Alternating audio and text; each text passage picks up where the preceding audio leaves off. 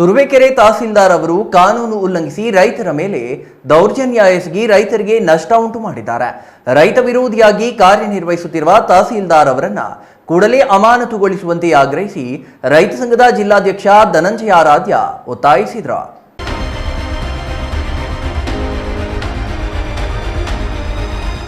ತುರುವೇಕೆರೆ ತಹಸೀಲ್ದಾರ್ ಅವರು ಕಾನೂನು ಉಲ್ಲಂಘಿಸಿ ರೈತರ ಮೇಲೆ ದೌರ್ಜನ್ಯ ಎಸಗಿ ರೈತರಿಗೆ ನಷ್ಟ ಉಂಟು ಮಾಡುತ್ತಿದ್ದಾರೆ.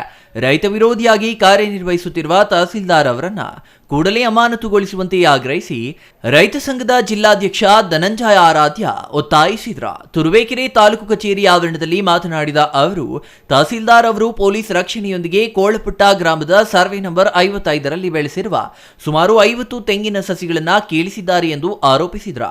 ಜಮೀನಿನ ಮಾಲೀಕರಿಗೆ ನೋಟಿಸ್ ನೀಡದೆ ಜಮೀನಿನಲ್ಲಿ ಮೇವು ಮೇಯುತ್ತಿದ್ದ ಹಸುವನ್ನ ಜೆಸಿಬಿಯಿಂದ ಗುದ್ದಿಸಿ ವಿಕೃತಿ ಮೆರೆದಿದ್ದಾರೆ. ತಹಸೀಲ್ದಾರ್ ಅವರು ಕಾನೂನು ಉಲ್ಲಂಘಿಸಿ ರೈತರ ಮೇಲೆ ದೌರ್ಜನ್ಯ ಎಸಗಿ ರೈತರಿಗೆ ನಷ್ಟ ಉಂಟು ಮಾಡಿದ್ದಾರೆ.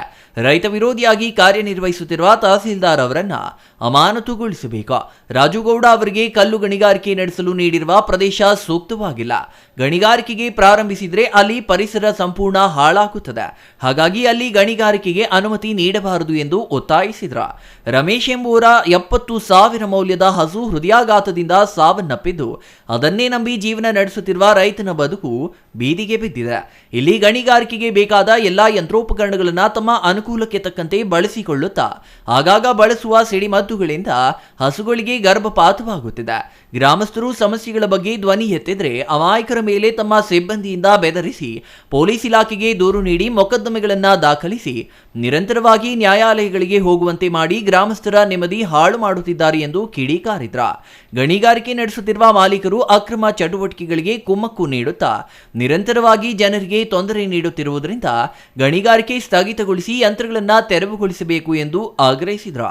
ರೈತ ಸಂಘದ ತಾಲೂಕು ಅಧ್ಯಕ್ಷ ತಾಳ್ಕೆರೆ ನಾಗೇಂದ್ರ ಮಾತನಾಡಿ, ರೈತನ ಜಮೀನಿನಲ್ಲಿರುವ ತೆಂಗಿನ ಸಸಿಗಳನ್ನು ಕೀಳಿಸಿರುವ ತಹಸೀಲ್ದಾರ್ ಅವರನ್ನ ಅಮಾನತುಗೊಳಿಸಬೇಕು ಎಂದು ಆಗ್ರಹಿಸಿದ್ರು. ಪರಿಸರ ಸೂಕ್ಷ್ಮ ಪ್ರದೇಶದಲ್ಲಿ ಗಣಿಗಾರಿಕೆ ನಡೆಸಲು ನೀಡಿರುವ ಗುತ್ತಿಗೆ ರದ್ದು ಮಾಡಿ ಯಂತ್ರಗಳನ್ನು ತೆರವುಗೊಳಿಸಬೇಕು. ರೈತರಿಗೆ ತೆಂಗಿನ ಸಸಿಗಳನ್ನು ಕೀಳಿಸಿ ಉಂಟು ಮಾಡಿರುವ ನಷ್ಟವನ್ನ ತುಂಬಿಕೊಡಬೇಕು. ಜೆಸಿಬಿಯಿಂದ ಹಸುವನ್ನ ಗುದ್ದಿಸಿದ್ದರಿಂದ ಉಂಟಾಗಿರುವ ನಷ್ಟವನ್ನ ತುಂಬಿಕೊಡಬೇಕು. ರೈತರ ಮೇಲೆ ಹಾಕಿರುವ ಮೊಕದ್ದಮೆಗಳನ್ನು ವಾಪಸ್ ಪಡೆಯಬೇಕು ಎಂದು ಒತ್ತಾಯಿಸುವ ಜೊತೆಗೆ ತಪ್ಪಿತಸ್ಥರ ವಿರುದ್ಧ ಸರ್ಕಾರ ಕಠಿಣ ಕ್ರಮ ಕೈಗೊಳ್ಳದಿದ್ದರೆ ರೈತ ಸಂಘ ಉಗ್ರ ಹೋರಾಟ ನಡೆಸಲಿದೆ ಎಂದು ಎಚ್ಚರಿಕೆ ನೀಡಿದ್ರು. ತಾಲೂಕಿನ ಒಬ್ಬ ನ್ಯಾಯಾಧೀಶರು ಅಂತವರು ಈ ತರದ ಒಂದು ಕೆಲಸವನ್ನ ಮಾಡಿದ್ದಾರೆ ಅಂದ್ರೆ ಇದು ನಿಜವಾಗ್ಲೂ ಖಂಡನೀಯ. ಆದ್ರಿಂದ ತಹಸೀಲ್ದಾರ್ ಅವರನ್ನ ಅಮಾನತು ಮಾಡಬೇಕು ಅಂತ ಹೇಳಿ ಈ ಸಂದರ್ಭದಲ್ಲಿ ನಾವು ಒತ್ತಾಯವನ್ನ ಮಾಡ್ತೇವೆ. ಏನು ಸತತವಾಗಿ ಅಲ್ಲಿ ಗಣಿಗಾರಿಕೆ ನಡೀತಾ ಇರೋದ್ರಿಂದ ಶಬ್ದ ಮಾಲಿನ್ಯ ಆಗ್ತಾ ಇದೆ. ಅಲ್ಲಿರುವಂತ ಪಶು ಪಕ್ಷಿಗಳು ಪ್ರದೇಶವನ್ನ ತೊರೆದು ಹೊರಹೋಗ್ತಾ ಇದ್ದಾವೆ. ಗರ್ಭ ಧರಿಸಿರುವಂತ ಪ್ರಾಣಿ ಪಕ್ಷಿಗಳು ಗರ್ಭಪಾತ ಆಗ್ತಾ ಇದೆ.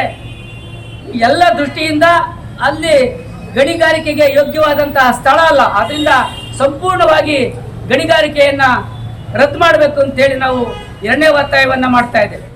ಇನ್ನು ಈ ಸಂದರ್ಭದಲ್ಲಿ ತಾಲೂಕು ರೈತ ಸಂಘದ ಕಾರ್ಯದರ್ಶಿ ವಿಜಯ್ ಕುಮಾರ್, ಉಪಾಧ್ಯಕ್ಷ ಗಂಗಾಧರಯ್ಯ, ಚೀನಾಹಳ್ಳಿ ತಾಲೂಕು ಅಧ್ಯಕ್ಷ ಕಿರಣ್, ಹೋಬಳಿ ಅಧ್ಯಕ್ಷ ಉಮೇಶ್, ರೈತರಾದ ಶಶಿಧರ್, ಭಾಗ್ಯಮ್ಮ, ಗೌರಮ್ಮ, ಕಲ್ಲೇಶ್, ಹನುಮಂತರಾಯಪ್ಪ ಇನ್ನೂ ಹಲವರು ಹಾಜರಿದ್ದರು.